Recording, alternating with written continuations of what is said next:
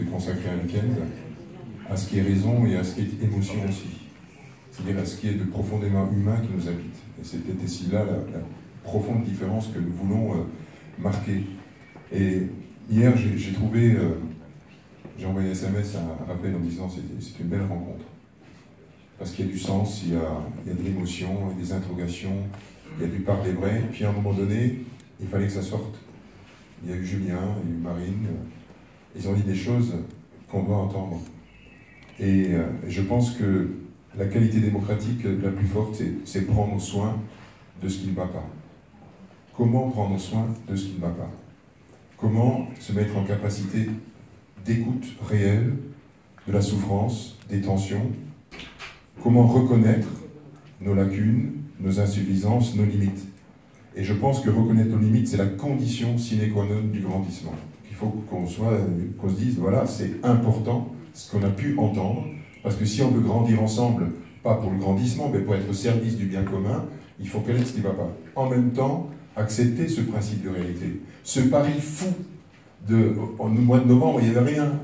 En plus, il n'y a pas de permanent, il n'y avait pas d'équipe, il n'y a que des bénévoles qui étaient là, qui ont assumé, qui ont fait un turnover, il y a des gens qui sont partis, il y a des gens qui étaient débordés, coincés entre l'urgence et la profondeur. Donc là aussi, on n'est pas en train de critiquer les uns et les autres, mais en train de prendre constat d'une situation qui était un pari fou. Et donc, moi je pense que ce qu'on a vécu, il ne faut pas le mettre sous le tapis. C'est la pire des choses. Il faut l'intégrer. C'est-à-dire qu'il faut apprendre à mourir à nos insuffisances pour naître à une nouvelle étape. C'est ça le séminaire d'aujourd'hui.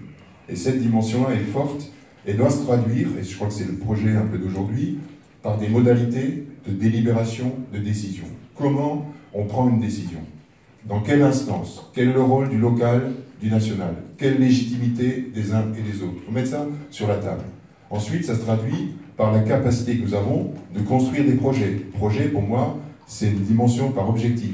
Quelles sont nos finalités? Quel est le sens? Quels sont les objectifs généraux? Quel est le programme qu'on peut dégager? Quel est le cadre global, par exemple, pour les municipales? Qu'est-ce qui permettra de définir des lignes rouges ou pas?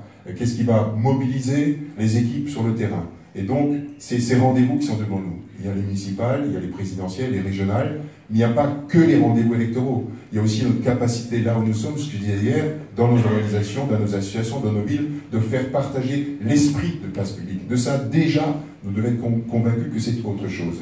Et donc, ce qui me paraît important, c'est ça, et de dire que ça a été dit, tu viens de dire à l'instant, c'est qu'il ne suffit pas de dire faire la politique autrement. Moi, je vois des gens qui me disent ça, mais ça sonne faux, mais ça m'énerve, parce qu'ils prennent des mots comme ça, qui n'ont plus de sens, qui sont vides de sens.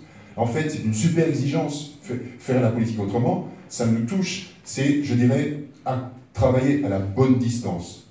La bonne distance par rapport à soi-même, la bonne distance par rapport aux autres, et la bonne distance par rapport à ce qui nous transcende, c'est-à-dire le bien commun, ce que nous voulons transformer dans notre société. Mais, je termine là-dessus, je pense que personne ne peut faire l'économie, je le dis ici, c'est ma conviction profonde, après 30 ans d'engagement sur le terrain, et d'avoir vécu des moments de deuil personnel, des moments qui m'ont permis de grandir.